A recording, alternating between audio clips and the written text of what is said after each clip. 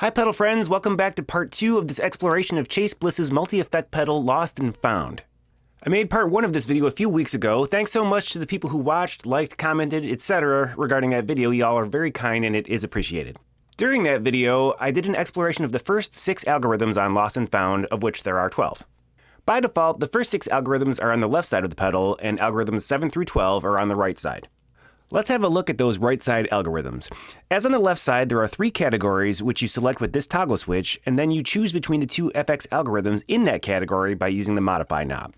The first algorithm for each category is selected by moving the modify knob left of noon, and the second is selected by moving the modify right of noon. Alright, the first right side category, category 4, is the delay category, and the left delay algorithm is called tape echo. Tape echo is one of the oldest studio effects in the history of recorded music. There's lots of great deep dives on the history of tape echoes on YouTube. The original way to accomplish tape echo when recording to tape was just to have a second tape machine that recorded a little tape loop and mixed that back into the recording. Later on, engineers devised a modified reel-to-reel machine that had an erase head followed by a record head followed by a playback head. The erase head removed old echoes from prior uses of the tape, the record head committed the new sound to the tape, and then the play head played it back. By varying the physical distance between the record head and the playback head, you could make the echo duration shorter or longer. Eventually, by the 70s, we had machines like the Roland RE201 Space Echo, one of the coolest looking machines in human history. These standalone machines had a tape inside, along with the standard erase and record heads, as well as 3 playback heads. It also had a spring reverb tank in it, as well as a mode selector control that lets you choose between various permutations of combining or not combining the playback heads and the reverb tank. Crucially, that device also had an intensity control which routed the output of the playback heads back into the record head, allowing for feedback repeats. The tape echo in Lost and Found doesn't have all the features of an RE201, but is instead a take on the overall concept of a tape echo. The controls are as follows. Time sets the delay time, i.e. the emulated distance between the record head and the playback head. Modify sets the intensity of the feedback loop, meaning essentially that it sets the number of repeats from 1 to infinite. Note that, unlike a space echo, the Lost and Found tape echo does not self-oscillate if you push the intensity up too far. Instead, it just plays back the last sound it heard on into infinity.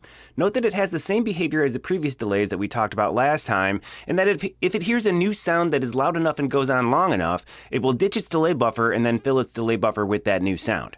This is very easy to discern if you just turn the time all the way down, the modify all the way up, and then play multiple chords back to back.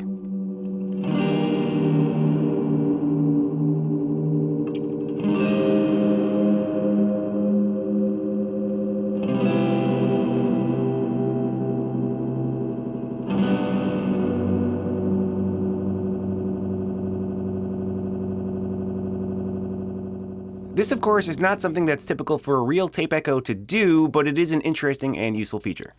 Speaking of interesting and useful features, there's a little idiosyncrasy of the time knob that becomes more obvious when you're grabbing these infinite feedback loops.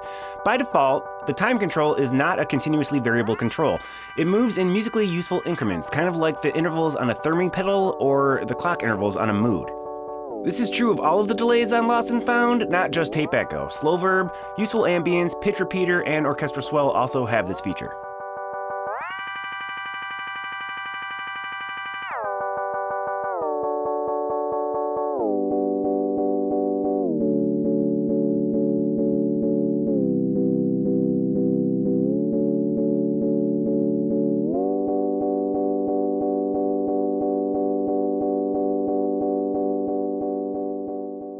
If you happen to not want the delays to step musically in that way, but instead want a continuous time control, there's a dip switch for that. Unsync is off by default, so sync is on by default. Switching unsync on lets you get between subdivisions of repeats and also lets you do continuous pitch sweeps of your delay buffers.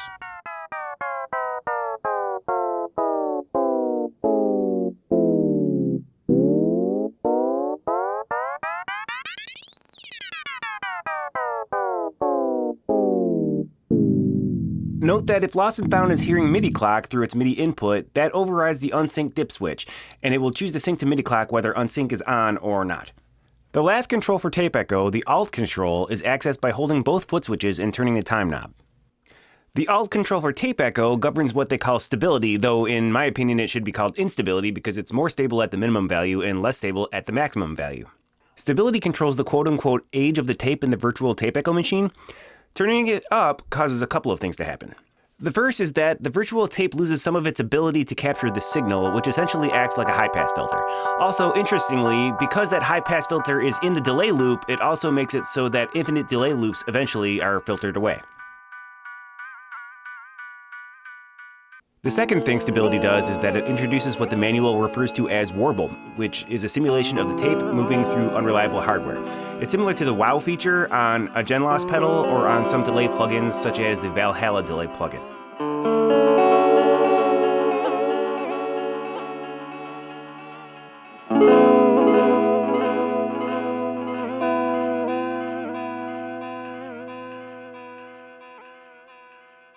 So the first thing I was wondering about with tape echo is the degree to which they modeled tape. It could just be a digital delay until you start turning the stability knob. It turns out that this is not the case, and we can see this by going from full dry to full wet on a signal that features a very wide spectrum, in this case a loop from a drum machine. From the results we're seeing here, we can conclude that high frequencies above like 5,000 Hertz are attenuated quite a bit, and then there's a hard stop at like 16,000 Hertz in the high end. There's a little reduction in the low end, and it actually is a little louder. There's a bit of emphasis in the mid-range. This is before we add the age to the tape with the alt knob. Okay, let's listen to tape echo with some music. Okay, what we have here, we're currently in mono, the spread is not on, and I have MIDI clocks applied, so it should be syncing up to MIDI clock. First, let's listen to our synced guitar.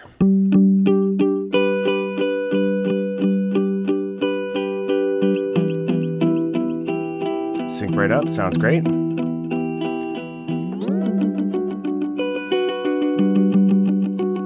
Once again, it's that synced time change is there so we can get go straight from 16th notes to 8th notes, down to quarter notes.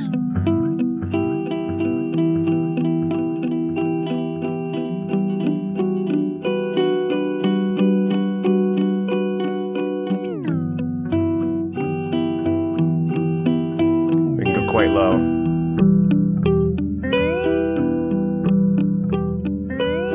It's a cool noise when it switches, which is worth noting.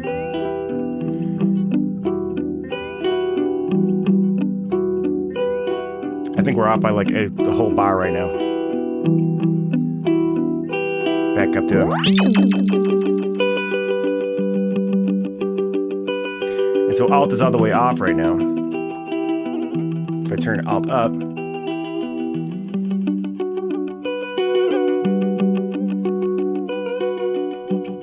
so you can hear what alt does. You can hear those little snags and warbles in the tape.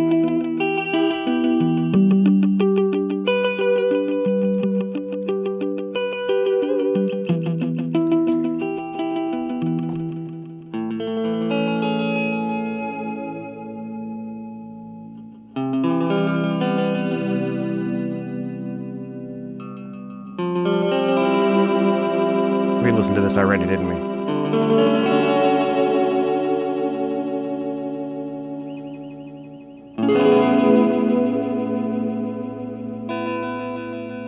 All right, so I'm going to turn the synced one back on.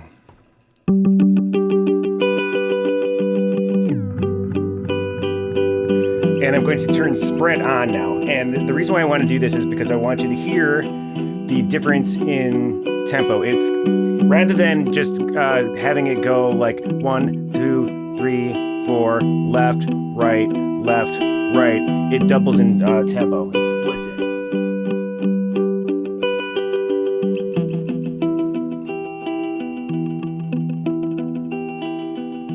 So when you put spread on for the tape echo, then what it does is it splits the amount of time that you would get for the mono echo into a left and a right echo.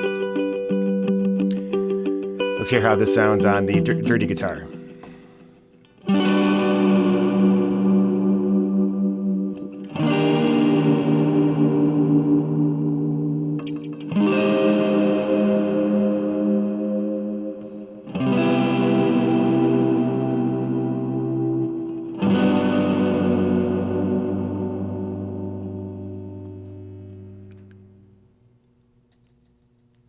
We can hear how it sounds without a MIDI clock. Let's do the guitar clean for this.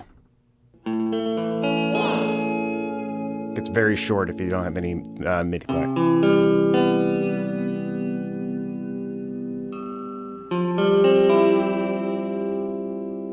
Hey, it kind of be slapbacky.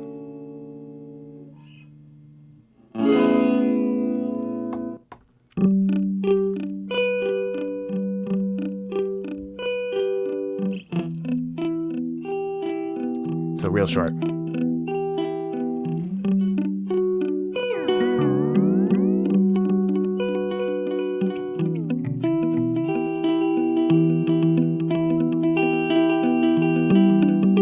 Kind of a nice groove right there.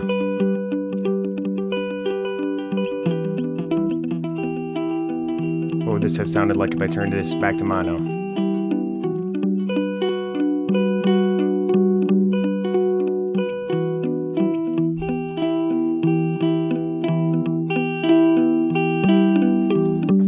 Get some dirt back in there. Let's listen to see if the warble is in stereo or if it's in mono.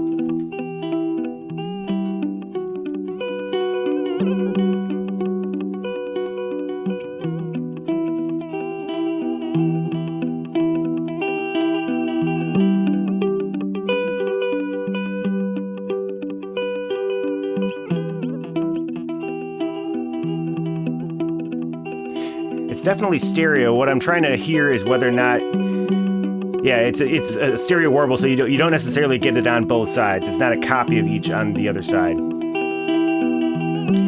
Other than that, this is basically a digital delay with a tape emulation in there, so there's not a lot to talk about here. The second delay algorithm on the right side of Category 4 is called Grain Tumbler. It seems to be based on the time scramble algorithm in the Eventide SP2016, which is a rack reverb that came out in 1982. The SP2016 had a ton of different algorithms on it, but notably it also had what seems to be the first commercially available granular effect, which they called time scramble. Here's the manual page from that 1982 device. In their language, time scramble slices your incoming signal into small pieces and reassembles them as you direct. They've got their diagram here that attempts to explain it. My mental model of how it works is actually a little bit different. I think of it as a different take on the same concept as the tape echo, except instead of a virtual tape loop, it's a digital circular sample buffer that behaves in essentially the same way. There's an erase head, there's a record head, and there's a playback head. The difference here being, instead of the playback head being at a fixed point, it jumps around to a random position in the loop. The time knob governs three things: the length of the loop, the rate at which that playhead bounces around, and the number of playheads that are bouncing around. If the time knob is all the way down, then a single playhead bounces around a lot and is often not touching the loop at all. As the time knob approaches noon, it jumps around less often and plays longer moments of that loop. As you move east of noon, you will start to notice that the loop is longer and also that there are more playheads touching the loop, which is to say that there are multiple grains playing back at once. The modify knob is the likelihood that what comes out of the playback head takes a route past the erase head so that what gets played back goes back into the loop. If the modify knob is just past noon, then there is no chance that a grain makes it past the erase head, and if modify is all the way up, there's a 100% chance that all grains make it past the erase head, and the loop just builds up and up with all the grains that occur. The alt control essentially adds a fade in and a fade out to each grain. If alt is all the way down, the playback head clicks on and off instantaneously, and if it's all the way up, it turns on and off more gradually, giving it a less glitchy and more ambient character. Okay, I think I have what is the simplest way to illustrate how this is going to work. Right now I've got the grain size turned all the way up. I've got modify turned up all the way so it's going to loop permanently. And I've got dry up all the way so you can hear how the dry loop sounds before I start it. It's turned on. We are on Grain Tumbler. So I stopped that. So now we would expect that to be in the circular buffer that's inside Grain Tumbler. So if we turn up wet, we should hear it. And there it is. Let's go to mono just for right now.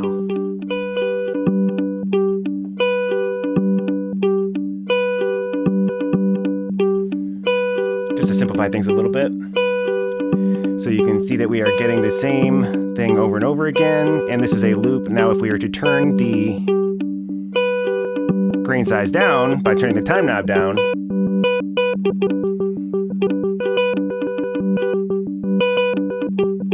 So now we are hearing it scan randomly through that circular buffer. Note that the dry signal, there is no dry signal right now. We are only going through that circular buffer that went through there once. All right, so I'm going to turn this down.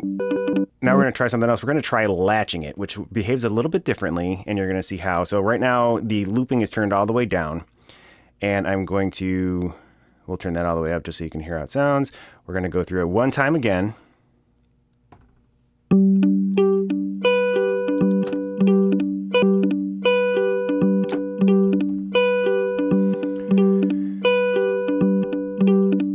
So note that I held down, so I have the latch dip turns on, and so that holding down this foot switch turns on the latch. And now it's scanning through the circular buffer the same way every single time. If I were to turn the grain size down,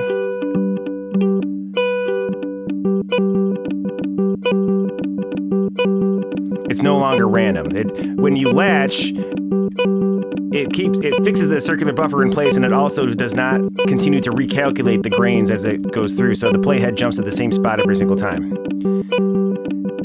But the size of them is governed by the size of by the time knob. So we're halfway.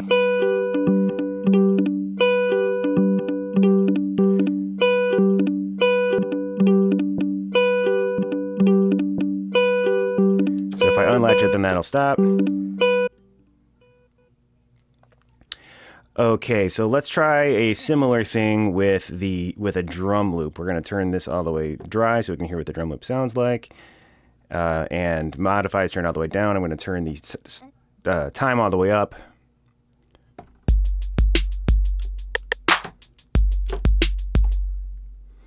So now we should hear that in the circular buffer.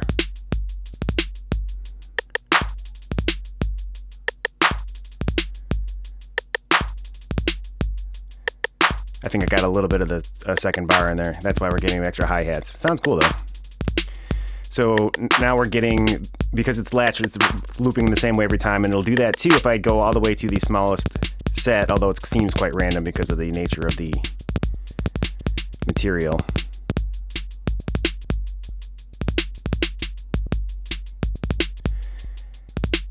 Just to illustrate the point of how latching works.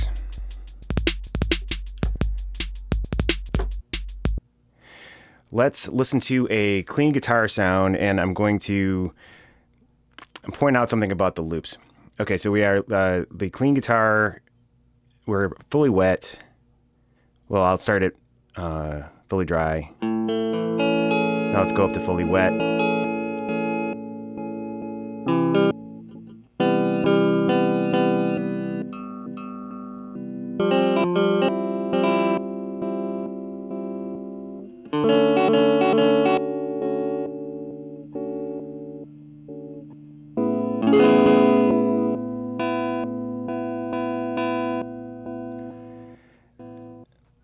So the circular buffer only goes back a little ways, and then we got that erase head that is the virtual erase head that is taking out the old chords as it loops around. Now, if were I to turn modify up, then that is no longer being erased, and you're going to hear them fight with each other. So this is probably going to be an unpleasant sound, but here we go.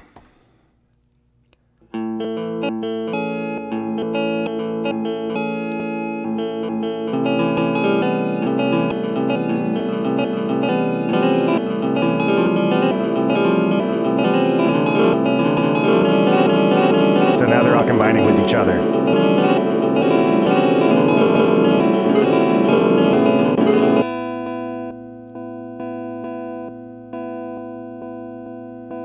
So I cleared the buffer by turning the modify down all the way, and now I just turned it all the way back up. And now it's caught that last part of the loop and now it's passing it past that erase head over and over again.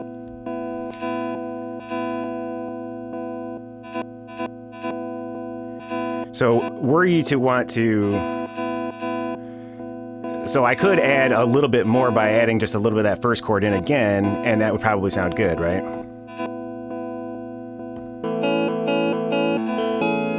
Because it's the same chord.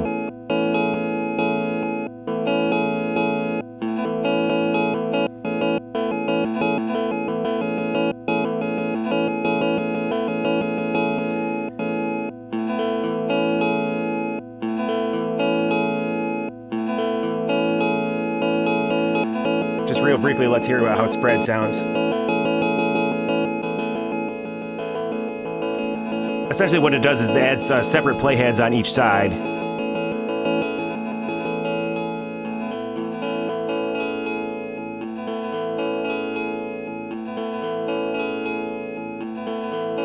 It's basically doing the same thing on each side, but offset by a little bit. And as you turn the time down, you get more randomness and shorter grains.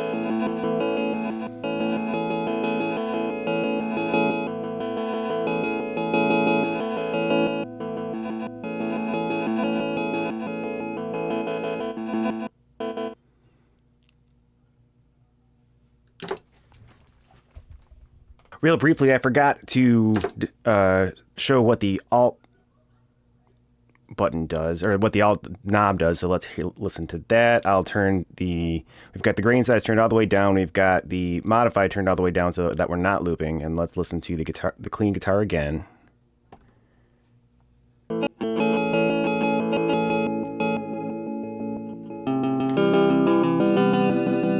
So if I turn Alt up,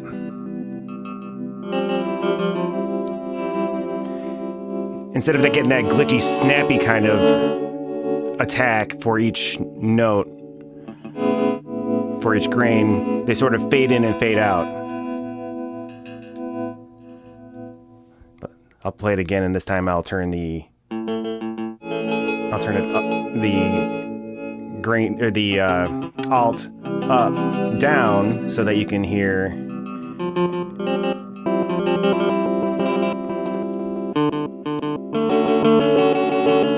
So it gets, basically, this side is glitchy, and this side is ambient. The next category, category 5, is called Synth, and the left algorithm is called Impulse Synthesizer. Say that 10 times fast.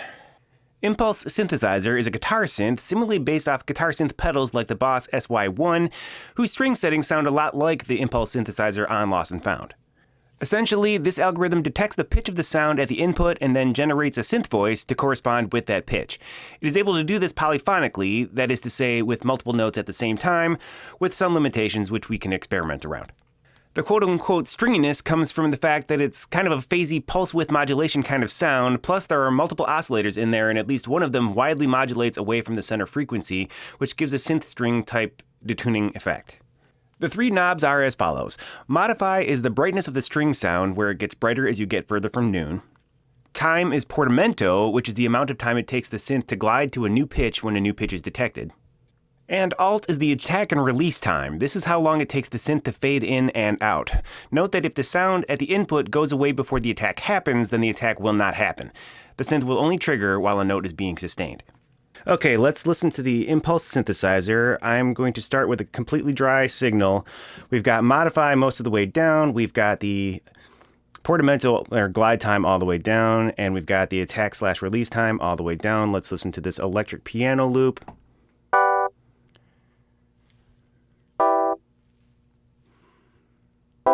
Now let's get our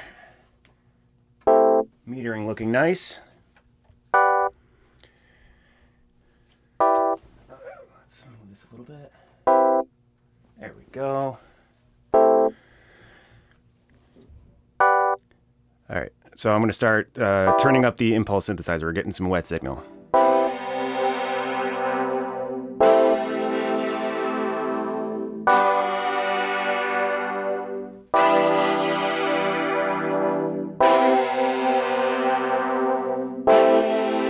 Let's hear what it sounds like when we turn up Modify.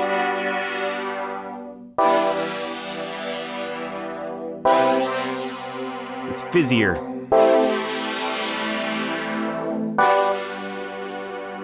It's got more high end.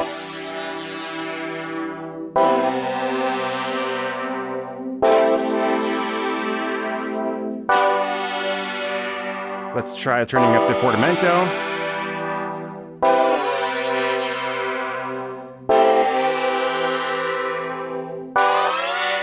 So you can hear those synth voices taking some time to move from chord to chord.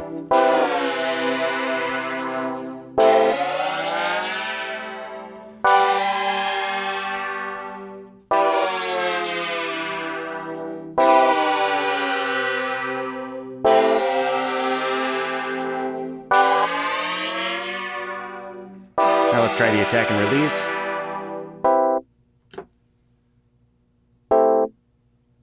Oh.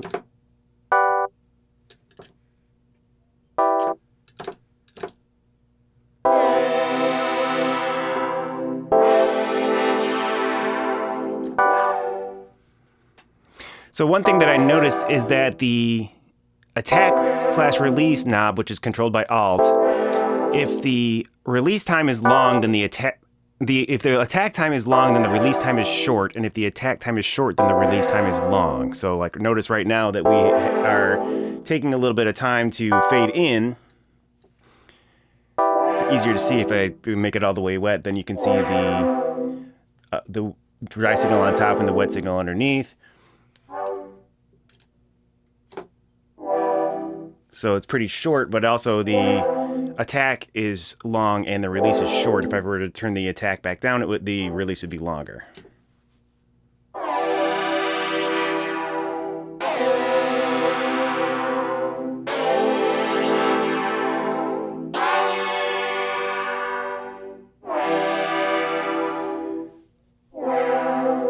One of the things you might also have noticed is that out of these 4 chords, the first one seems to get a lot less synth action than chords 2, 3, and 4, and that is because of the register that it's in. It's because it's higher than the other chords. If I play all this down an octave, then they all get the same amount of synth. So the synthesizer does care what register the chord is in.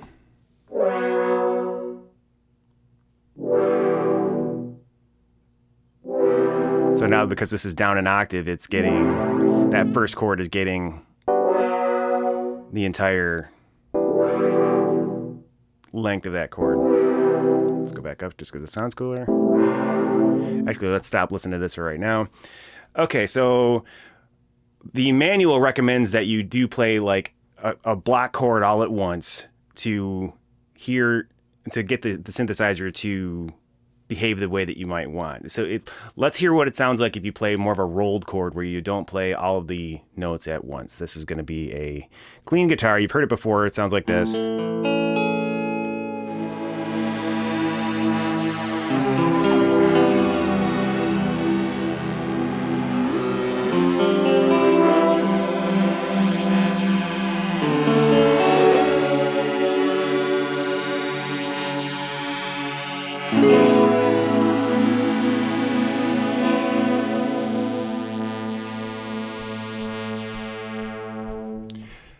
So what tends to happen if you don't play all of the notes at once is that it will play the last impulsive thing that it heard. And I think that's one of the reasons why it's called an impulse synthesizer, is because it's listening for the beginnings of sounds, and it changes the synth voice based on the beginnings of sounds. So if you play them all at the same time, then they will tend to play the chord. If you don't play them at the same time, then you'll tend to hear the last thing more prominently. So let's turn the portamento all the way down, the attack all the way down, and let's listen to our synced guitar sound, which you've heard lots and lots and lots.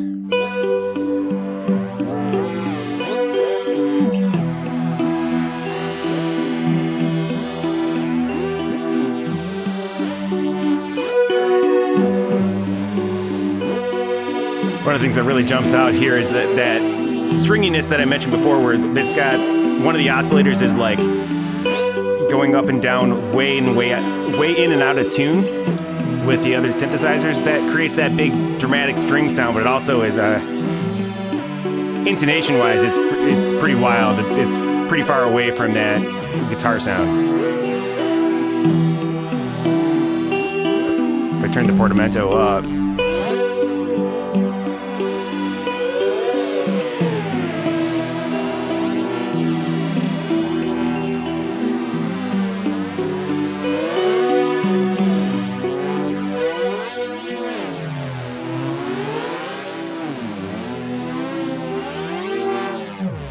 I'm not sure I would necessarily have predicted it's going to sound this way, but it does sound pretty cool.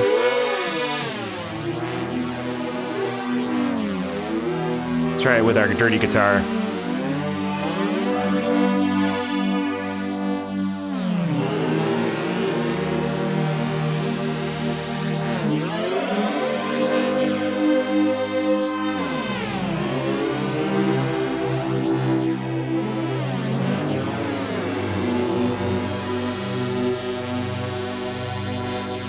So if we listen back to this guitar, rather than being a rolled chord, this one I played the chords all at once.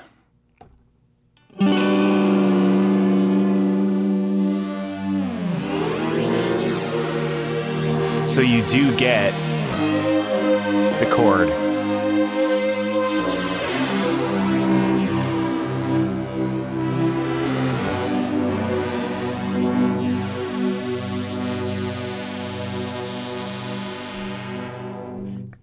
Another interesting thing that I noticed, just to finish this out, is that it will try to pitch track drums. It's a sort of a weird sound, but it's kind of fun, so let's have a listen.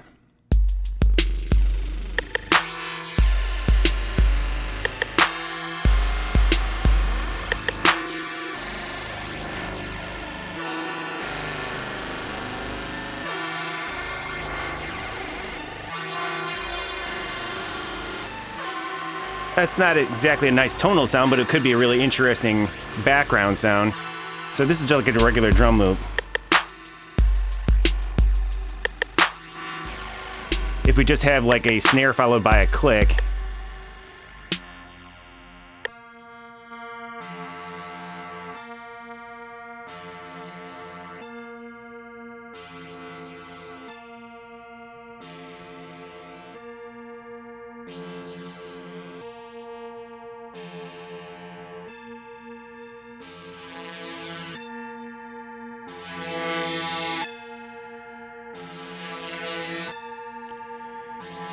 So that's a really interesting sound, even though it's not something I would have expected. Yeah, that is how Impulse Synthesizer responds to impulsive sounds that are not notes, or that are not musical tones, but rather percussive tones.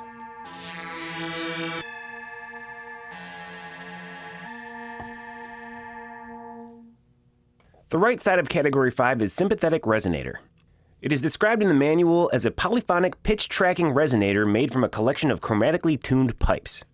I must be honest with you, I had a very hard time with this one because the pedal that I have does not seem to behave the way the pedals in the Chase Bliss demos behave, nor does it behave like the pedals I saw in other YouTube channels' reviews. The pre-release video seems to show the Modify control adding upper harmonics and making the resonator into a square wave synth, whereas the manual says that Modify controls the feedback amount, and that is what it controls on my pedal. My hypothesis is that there was a last-minute change while they were beta testing the pedals, and the way mine behaves is the expected way, since the manual says it should do what my pedal does and not what the pedal in the marketing video does. Sound off in the comments if you've got some evidence or information about this, or if you found a way to get Sympathetic Resonator to emit square waves like in the demos. The controls on my unit are as follows. Modify controls the feedback amount such that close to noon it only resonates for a moment, and if it's maxed out, it resonates forever. Time, according to the manual, controls the onset time of the resonators. This is a very subtle control. I had to search far and wide to find an example where it makes an audible difference. Alt controls the octave of the resonators. This too is a subtle difference. It doesn't seem to make any difference at all if you don't change it while the resonators are resonating, but it does do something cool if you change it at that moment. Okay, let's hear, once again, we've got our standard electric piano thing we've been listening to for a while. I think it's good for illustrating the basic way that Sympathetic Resonator works. Here we are. We're fully dry right now. Let's turn it up, the wet. So there's that resonator.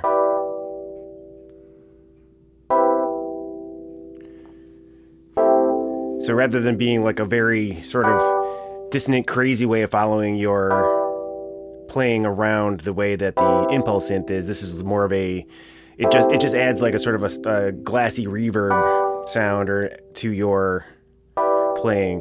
Here, let's listen to a guitar. Same idea.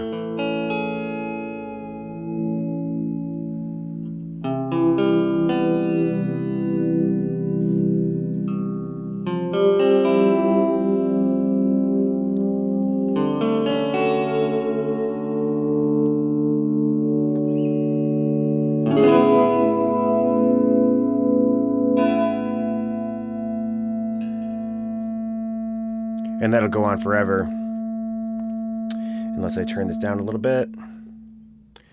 We can listen to how well it tracks the synced guitar.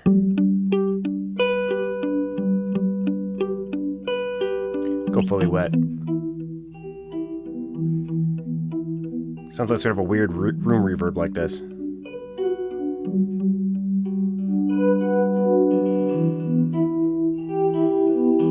Tracks pretty well.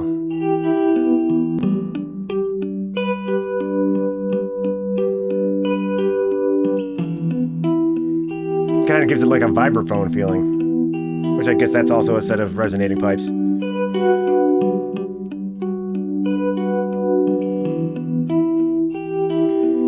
So regarding that octave thing,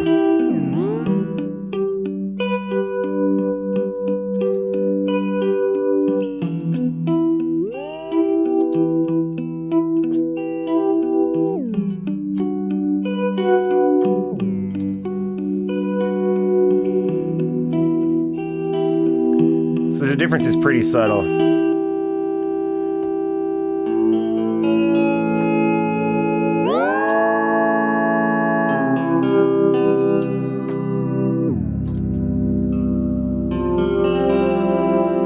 So it doesn't seem to make a huge difference when it captures the resonating frequency, but it does make a cool change when you sweep the octave.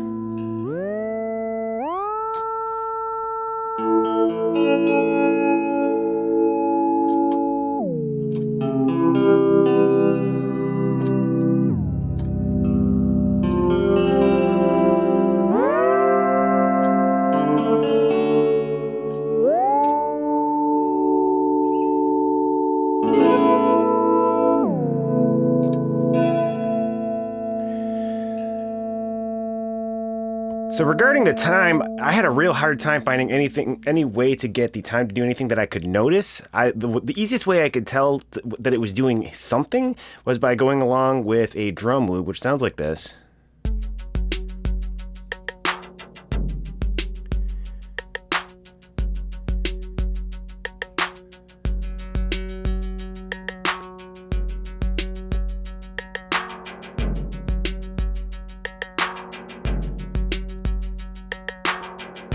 So it does something with the clap and the kick.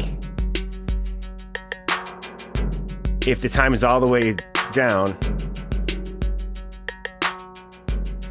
And if it's the time is up, then there is no difference. That seems like a difference of like milliseconds or something. So I am not really getting that what the time knob is supposed to accomplish on the Sympathetic Resonator.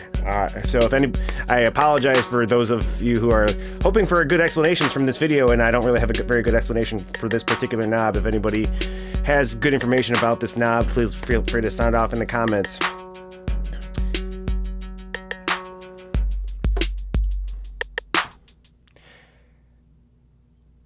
Yeah, essentially, a Sympathetic Resonator, it just gives you a long, sort of siny tone that happens after your whatever you play. Let's listen to the dirty guitar and see what that sounds. And I've got the modify all the way up, so it's like permanent.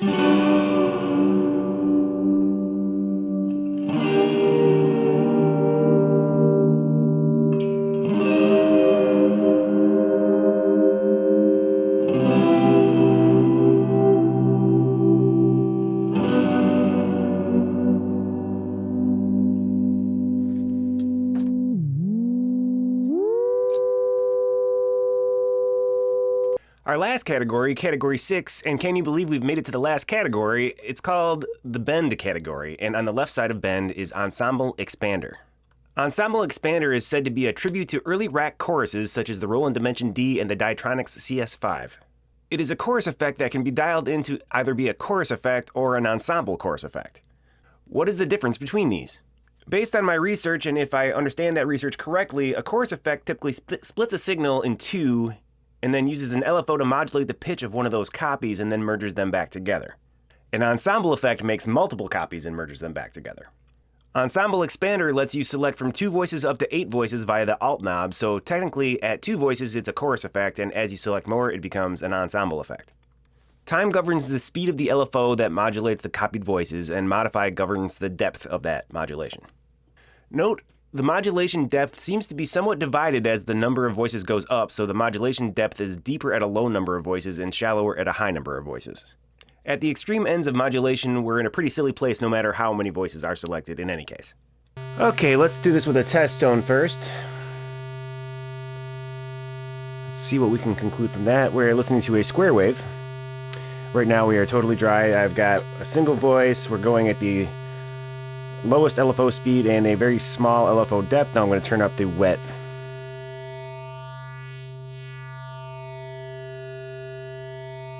So you can see as that second voice is blended in, it's creating a sort of a comb filter effect in the higher frequencies that doesn't affect the lower frequencies hardly at all. Let's turn up the depth. So now you can see, again, in the upper frequencies, they're sort of shimmering back and forth a little bit. Now here's something a little bit interesting. I'm going to turn up the speed, and you can see that it's right now it's making most of its change in the upper register. As I turn the rate up, it's actually affecting lower and lower frequencies. So now you can see, like, there in the middle, it's sort of splitting the thing into a couple of different frequencies, and you can see those peaks turn into like triple peaks.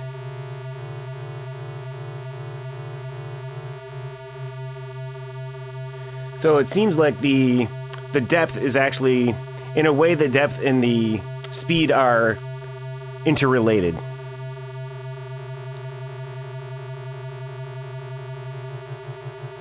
Now, if I were to turn the number of voices up, as I said before, the number of voices seems to have a negative correlation with how deep the modulation goes. So more voices, less deep modulation. So now I'm maxed out, I'm at 8 voices. Still, if I turn it all the way up, it makes a lot.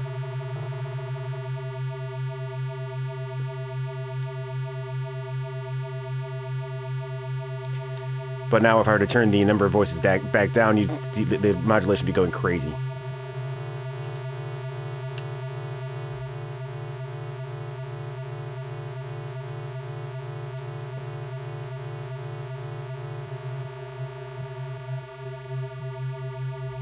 Lots of voices, lower modulation, fewer voices, more modulation.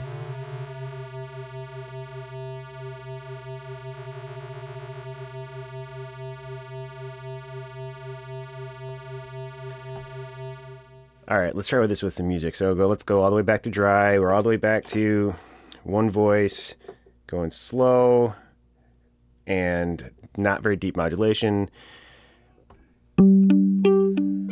Heard this before. Now let's add some chorus.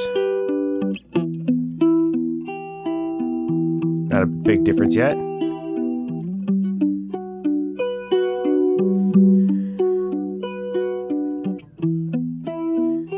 Very classic chorus effect there. Much like the phaser, you can turn up one value a lot if the other ones are turned most of the way down, right? So if I wanted to turn the speed up, that's a very silly sound. Now if I turn the modified most of the way down, then having a very fast LFO is one kind of sound, or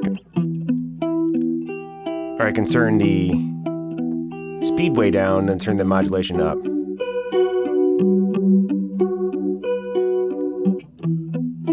Two very different sounds. Now let's hear turning up the ensemble effect.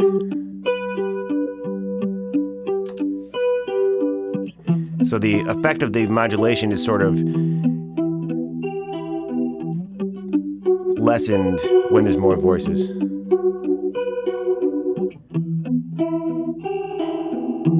But then when I turn the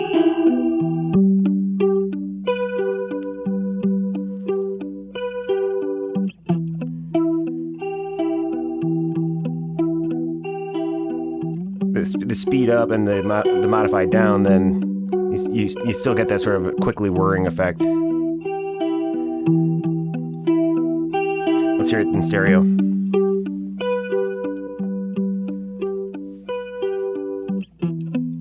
Back back to dry. In wet. Sounds pretty beautiful. It's hard to argue with that. Sounds great.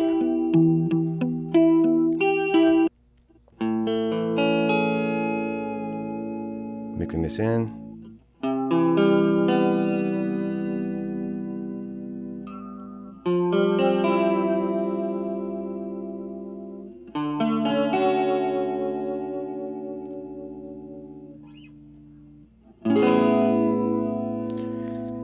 So if you want a more classic chorus effect, then you would turn the number of voices down.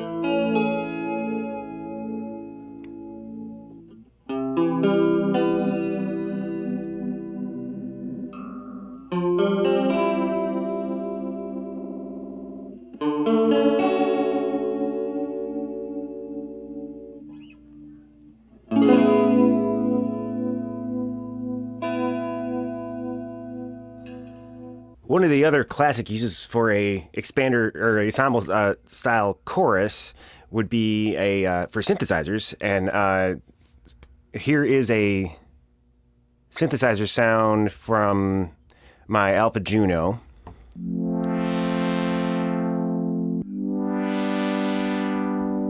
Now, for fun, I tried to use the chorus that ships with the Alpha Juno that's on the keyboard itself, and that's what this sounds like. This is a medium to high amount of chorus on the Alpha Juno here.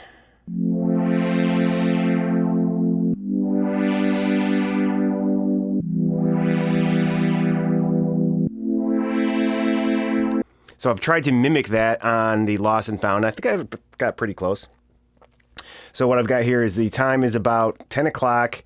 Modify is about 8 o'clock, and then I've got the ensemble amount about at noon. So I've got like about 4 voices. So let's listen to it dry. Here's the dry sound, no chorus. Oh, gotta turn it on.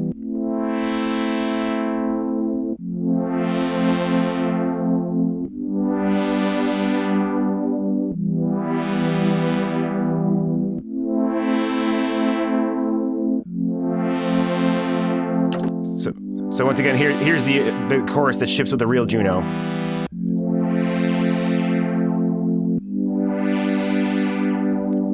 Now here's Lost and Found.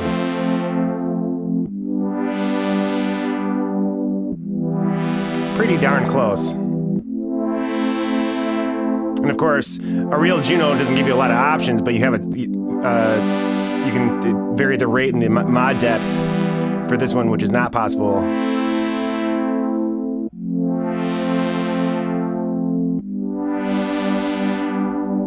So you can get chorus flavors that are not available on a real Juno, but you can also get that classic Juno sound. The last algorithm, category 6 on the right, is Gen Lite. This is a cut-down version of Chase Bliss's own Generation Loss Mark II pedal. Gen Loss is a tape simulator which is meant to create the imperfections of various tape models, including VHS tapes and cassette tapes. Gen Loss does a bunch of different things, and Gen Lite contains a subset of them. It does not let you choose the modeled EQ profile that makes it sound like various tape recordings, it does not have noise or hiss, and it does not have a saturator. What it does have is a sort of combination of wow and flutter, and it has a version of what Gen Loss calls failure.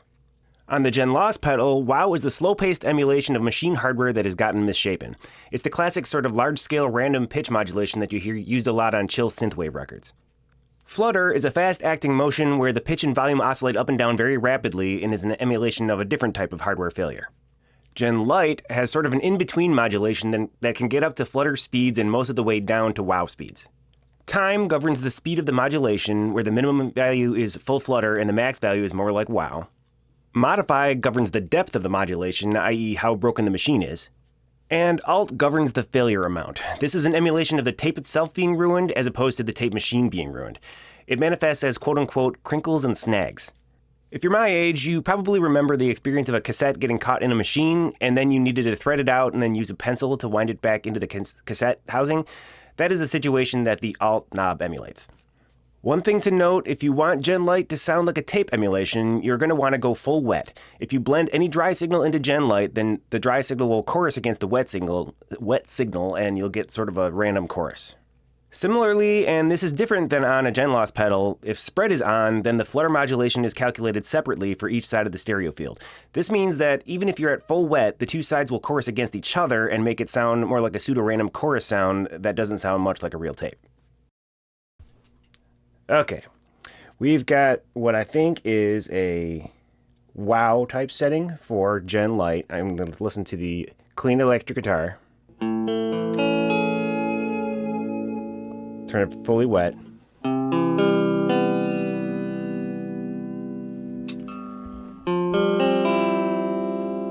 in here.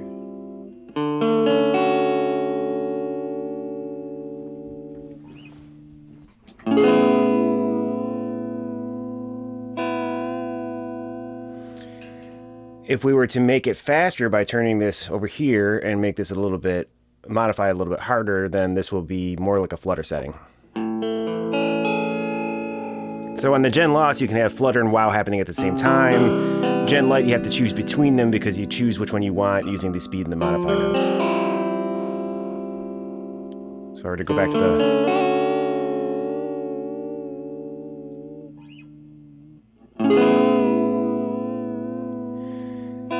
listen to what failure sounds like.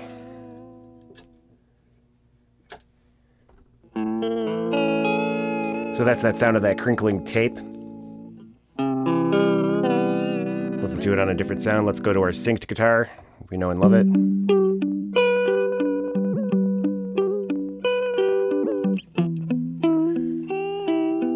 Now we're fully wet. As I mentioned before, if we wanted to sound like a random chorus, we would go to non-fully wet.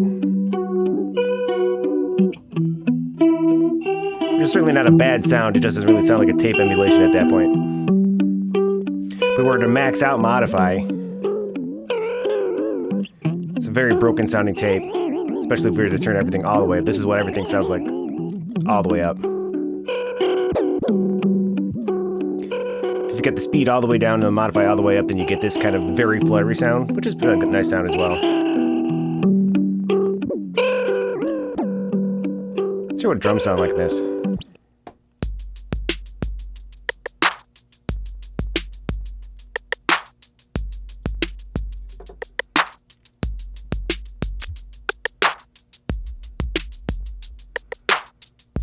If it had like a longer component, like a ride or something, it would probably sound a lot more dramatic.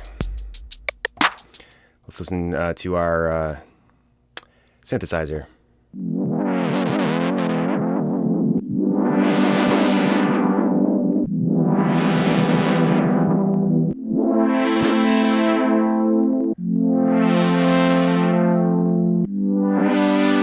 Now let's hear what it sounds like in stereo.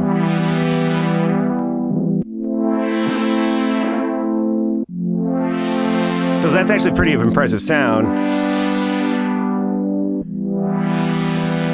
You might actually want to use this for this kind of chorus. It's a nice big wide chorus if you don't mind the random elements of it.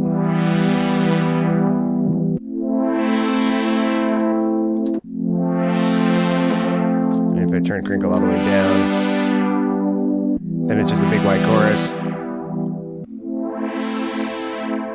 But as I mentioned before, if you wanted to listen to like a guitar and if you got the spread on,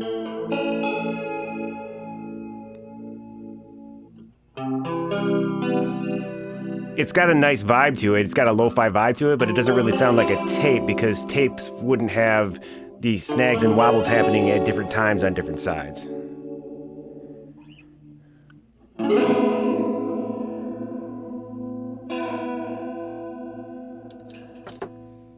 We have reached the end of the algorithms, if you can believe it. Thank you for watching all of this. If you made it this far, hopefully you got something useful out of it. Like I said at the beginning of part 1, listening to all of the 144 combinations of algorithms is out of scope, but before we go, let's take a quick spin through the mixer section just to show what combining these elements looks like. Okay, I've got Slow Verb on the left side, and I've got Gen Lite on the right side. And we are all the way dry. Our dirty guitar sounds like this. Oh.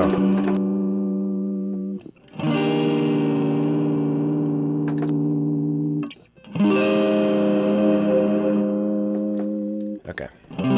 So the most straightforward way of mixing these two things together, so I've got slow wash on the left, or a slow verb on the left and Gen Lite on the right, is if you have the spread thing up the middle, then it will mix them together in parallel. So you're getting the signal going, hitting them both at the same time and going through both of them at the same time, and then you just use this knob to mix them back and forth. So I've got Gen Loss on the right.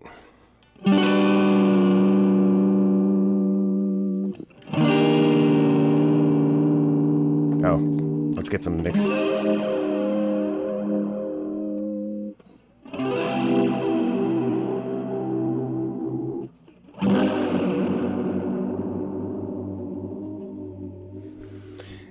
And I've got guitar dirty on the left, or I've got slow reverb on the left. I can get some of both.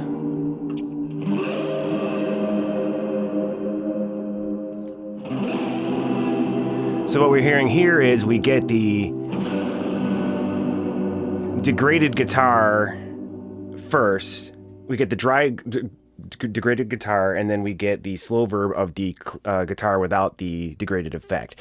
What if we wanted to have the effect on the slow verb itself? Then we would turn that to the left, and then whichever thing this is pointing towards is this becomes a dry wet signal for the second thing.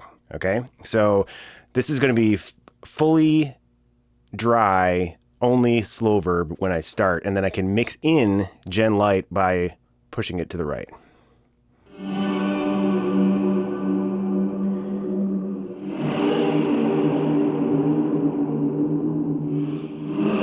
So you can hear what's happening now is that the Gen Lite is degrading the slow verb signal. Now, were we to want to go the other way, let's say we wanted to go Gen Lite first and then slow verb, then we point it towards the right side, which is where the Gen Lite is. Let's listen to it again. And now this is fully dry for the Gen Lite, but it's fully wet for the Gen Lite, but dry for the slow verb, and then we can add the slow verb in using this.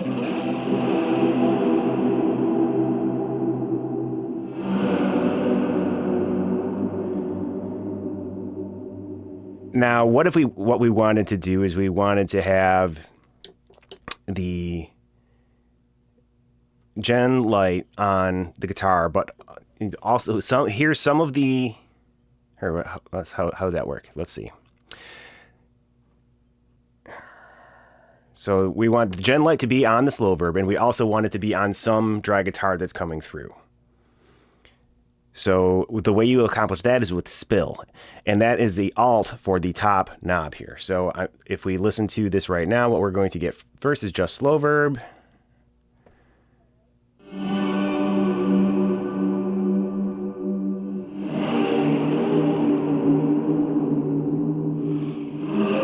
So now we're just getting the Gen Lite on the slow verb, but what we'd like to do is hear the dry guitar too. So what we can do is by hitting the alt, we can get the spill, and then we can get some dry Gen Lite in addition to. So that causes some dry signal to pass the first algorithm to the second algorithm, which allows us to get the